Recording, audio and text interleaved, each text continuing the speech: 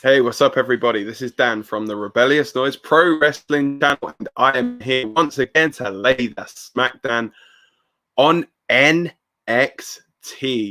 That's right, guys. This week, we saw the return of Samoa Joe. That's right, guys. Samoa Joe obviously released just after WrestleMania in April. The last thing we actually saw of him on WWE was in a poncho at WrestleMania, pretty much. But yeah, he is back. And now I'm going to go through all of the stuff with Samoa Joe to kick things off here. So we knew from NXT TakeOver in Your House. By the way, if you haven't already, go back and check out the review I did of NXT TakeOver in Your House here on the channel. But we did know that William Regal was going to be making an announcement. Now, Regal came out to the ring here, and he was basically said he'd been with NXT since day one. Since the very first takeover, like he was actually on the announce desk calling that show. And you know, he said he watched it become this wonderful thing that it is now, and every spare moment that he spent away from his family, him and Triple H, they spent 10 years to make this to make NXT what they wanted it to be. And you could see Regal was getting visibly very, very like upset when he's saying this. You know, you've got to say, like, the performance that he put on here was incredible. But yeah, I mean, you could tell the passion coming out of William Regal when he was saying all of this.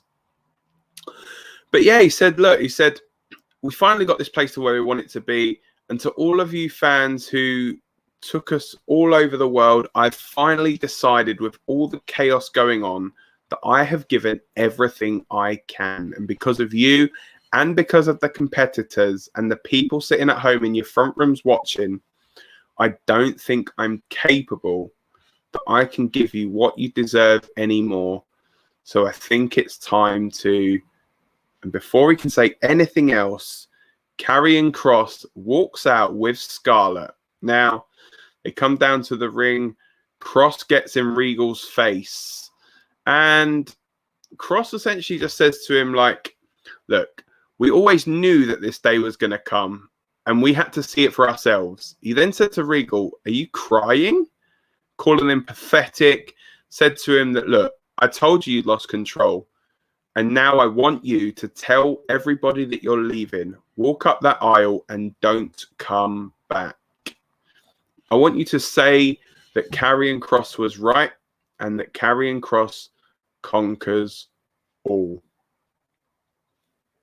Then we get the moment that we've all been waiting for. The music of Samoa Joe hits. He comes down to the ring with a purpose. Now, they're in the ring. William Regal essentially turns to Joe and says to him, look, I was going to speak to you later tonight. You know, it's like, we'll have that chat privately. But Regal then offers Joe the position of general manager. And Joe says, look, my answer is absolutely not.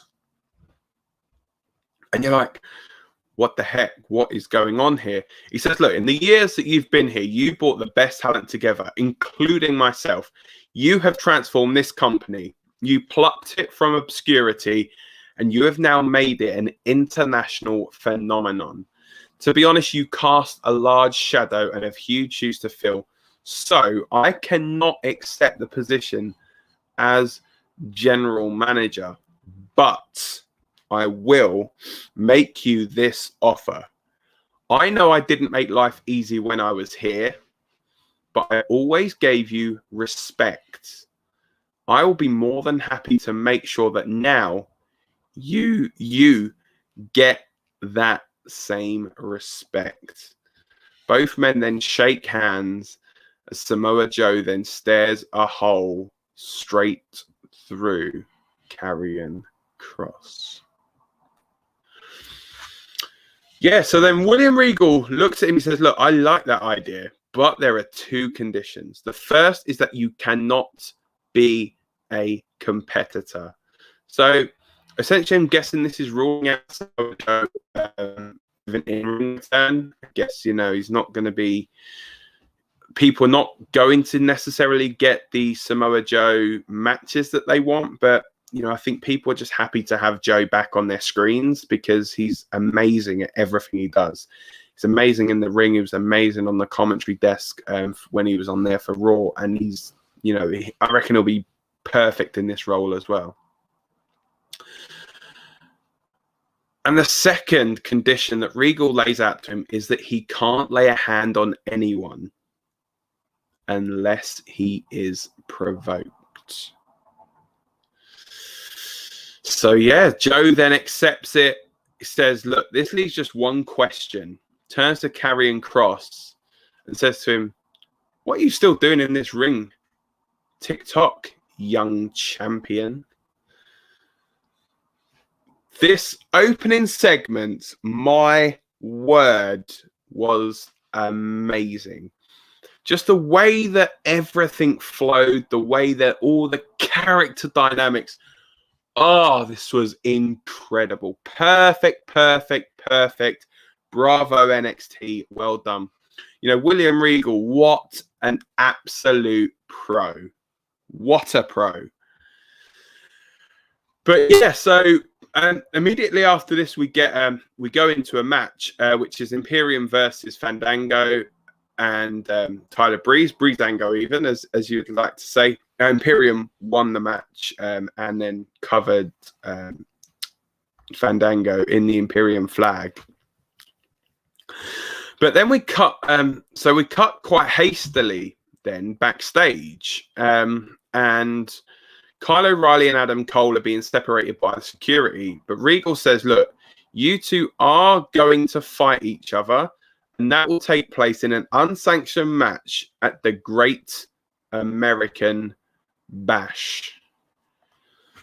It's going to be another 45-minute match, isn't it? But anyway. So yeah, Regal then says to both men, look, you can pick your opponents next week. I'll allow both of you to choose who you want to face in your warm-up matches. And so Samoa Joe then steps in to help separate the two guys. But Adam Cole just steps in front of Joe, pushes him out the way. So then Joe just locks in a Coquina clutch, makes Cole pass out, and tells security when he wakes up, I expect a decision. And so does Regal. So, yeah, as I say, who are they going to face? I mean, spoiler, we don't find out who Adam Cole's going to face. That is obviously still going to be a bit of a mystery as to who is going to be his opponent for next week. We do get to find out a bit later who Kyle O'Reilly's opponent is, but I'll get to that when we get to it. But yeah, so next was the open challenge that Kushida issued for the Cruiserweight Championship. But who was going to answer it? Well, it was none other than the debuting Trey Baxter. That's right. So he opened this challenge. Kushida won it with the hoverboard lock. But then following this match, Kyle O'Reilly, who was stood at ringside watching, got in the ring and said to Kushida, I'm not here to answer your open challenge. I am here to issue my own challenge. And that is a challenge for a match next week. So we now know that it will be Kyle O'Reilly taking on Kushida next week. We don't know who Adam Cole is going to face next week, but we do know that at the Great American Bash edition of NXT, Adam Cole and Kyle O'Reilly will go one-on-one in an unsanctioned match. Now, yeah, where do we go from here with this? I have no idea. This match, I honestly, as much as I love watching these two compete, I just feel as though this is going to be another 45-minute match, and yeah, I'm just going to end up being like, there. But I don't want to be that guy. So Yeah. So we get backstage with Mackenzie Mitchell. She announces she's going to have an encore performance next week of her world premiere. Obviously, we saw that she debuted a few weeks ago. And yeah, I mean, who's she going to face? I think is the big question on everyone's lips. You know, obviously we don't know really. Guess only time will tell with this one, really. We then cut backstage again to Mercedes Martinez. She challenges Xia Li to one more match. Says that, look, we're now 1-1 and Mei Ying will not have a chance to get out of her chair this time around. Obviously, seeing what Mei Ying did to her at TakeOver when she threw her off the stage into the plexiglass. You know, I honestly, I said it on the stream then, I actually thought that was Mercedes Martinez's swan song in NXT, but turns out it wasn't. You know, not to say that I'm not happy about that. I am delighted about that because I love Mercedes Martinez's work. I think she is brilliant. So we then get Ted DiBiase out to present LA Knight with the $1 Million Championship. And Knight says it's not every day you get to meet your heroes and would be proud to carry on the legacy of the $1 Million Man. Ted then crowns him as the new champion. Knight says, now I have everything I want. It's time to drop everything I don't need. And then sucker punches the WWE Hall of Famer, leaving him laying in the ring, taunting him with his championship. And then all of a sudden, Cameron Grimes comes running out, fired up, beats up LA Knight, throws him out of the ring, and comes to help a stricken DiBiase. Fair to say this one is not finished, guys. I don't know exactly what they're going to do, whether they're going to do it at Great American Bash, whether they're going to lead to it. Whether they're going to just carry on doing it like a best of 7 or something like that. But yeah, as I say, I'm interested to see what direction they go with this $1 Million Championship.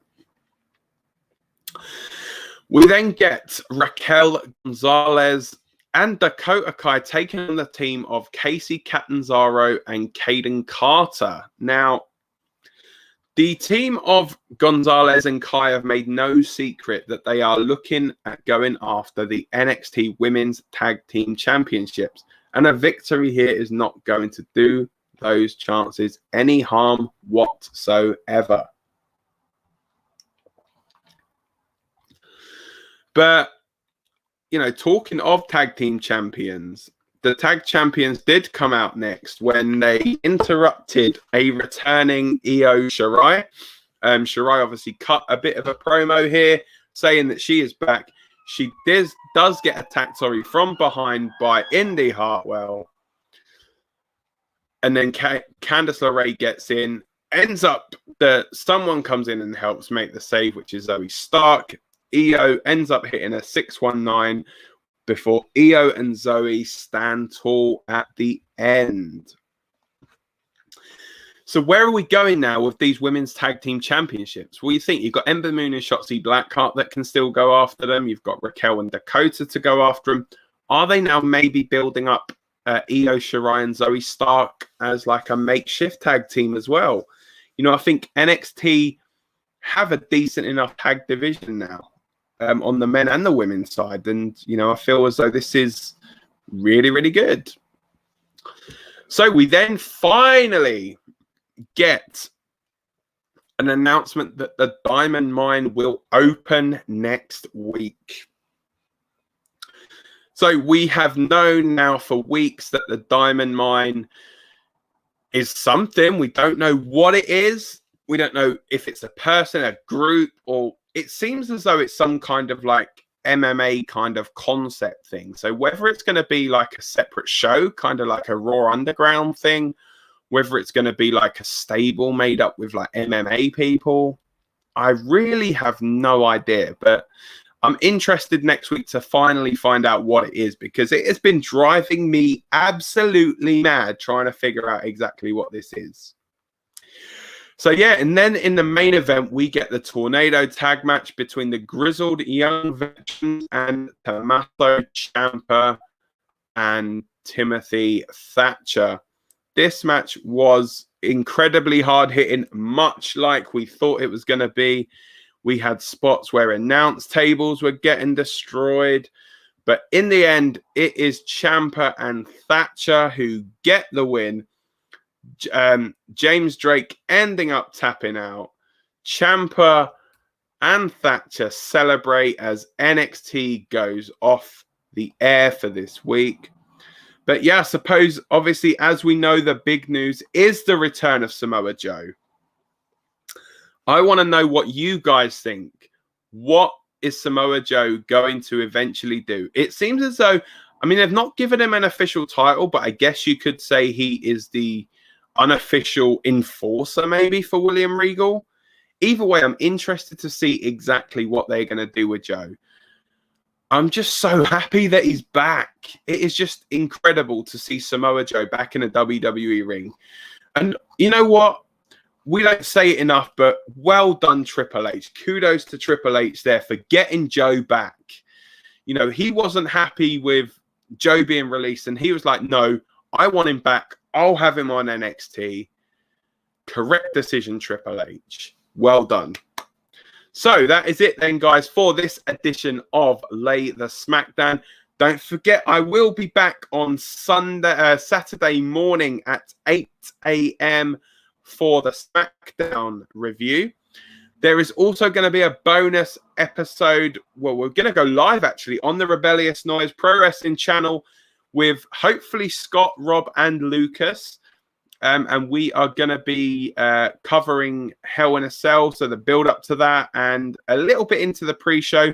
We're going to be live from 9 p.m. British time. So, yeah, if you can, guys, tune into that. We look forward to seeing you there. But for now, don't forget to like, share, and subscribe to Rebellious Noise. Don't forget, you can follow us all on Twitter at RM Pro Wrestling. You can follow me at Dan_Red_Noise. But for now, guys, that is it. Joe is back. Take care. I will see you all very, very soon. Bye for now.